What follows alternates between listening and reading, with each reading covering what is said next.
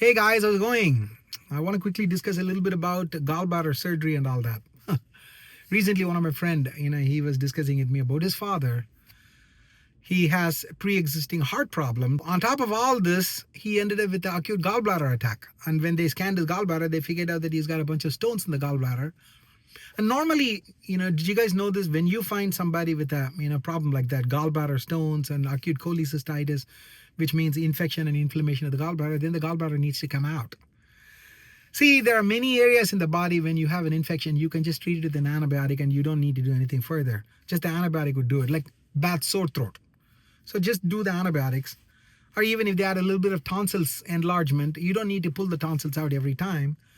There are a lot of adults who still have their tonsils, which includes me. My tonsils was never taken out. So in those cases, you just treat it with an antibiotic and then everything gets better. But there are certain conditions like a bad appendix infection. Like when you have an appendix infection, you better really remove the appendix, because if you didn't, then it can actually perforate. And then once it perforates, then it becomes a huge problem, because all your food that you eat, it ends up leaking into the peritoneum, and there is acute peritonitis, and then that's a mortal problem. A lot of people die from it. So that's why when people have acute appendicitis, then the treatment for that is to go get the appendix out. Similarly, when you have a bad gallbladder, then the gallbladder needs to come out.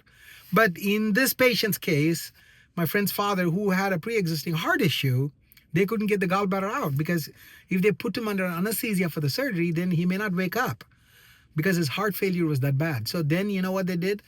They did the cholecystostomy tube. And do you guys know what that is?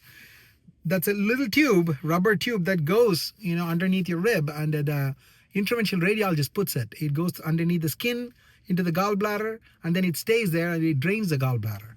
So, the tube can be there for the next several weeks. And then when it heart gets stronger, they can go back at a later time and then get the gallbladder out.